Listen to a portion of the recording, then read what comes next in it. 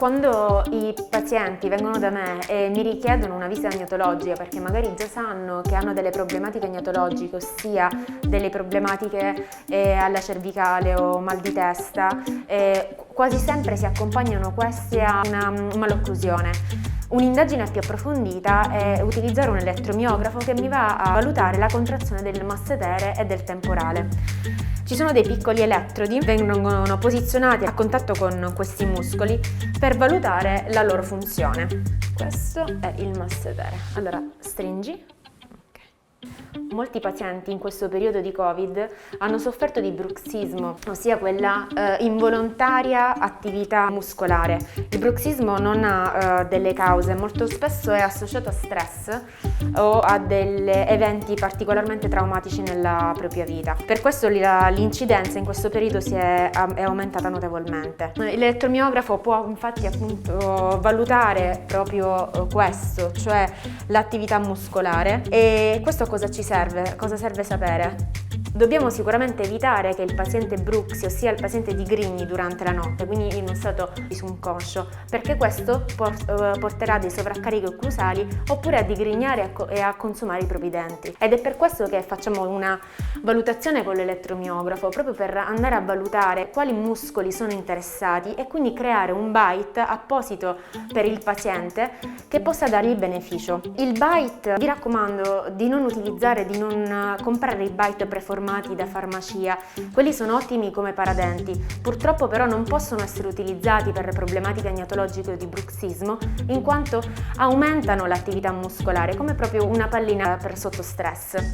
E quindi è importante anche costruire un bite non solo rigido e quindi individualizzato per i denti del paziente, ma anche individualizzato in base alla contrazione muscolare che il paziente presenta. Già vediamo che la nostra paziente è leggermente scompensata, in quanto chiude da un lato di più e da un altro di meno.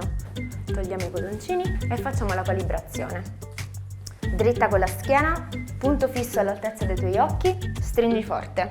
Quello che sta facendo in questo momento la paziente è stringere e andare a vedere quali sono i suoi precontatti. Quindi abbiamo non solo un'informazione dall'impronta con lo scanner che noi abbiamo fatto e quindi dai precontatti che possiamo evincere con l'impronta, ma anche con l'elettromiografo noi andiamo a vedere proprio la contrazione muscolare, se ci sono delle contrazioni maggiori come in questo caso e abbiamo una simmetria tra destra e sinistra, e soprattutto abbiamo delle contrazioni diverse tra i masseteri e i temporali. Questo cosa può determinare? Può determinare ovviamente dell'insorgenza può essere dovuto al click mandibolare o una deviazione mandibolare quando si apre e si chiude la mandibola. Molto probabilmente la paziente quando lei apre e chiude, un condilo da un lato comincia il tragitto condilare prima rispetto all'altro, si manifesta in un click e quindi i muscoli seguono questa problematica e per bilanciare vanno a creare appunto delle attività diverse. Se questa paziente venisse da me e avesse subito un trauma da pochissimo, io le avrei detto di mettere un bite permanente in modo tale da cercare di ricatturare il condilo o risimmetrizzare subito l'attività muscolare.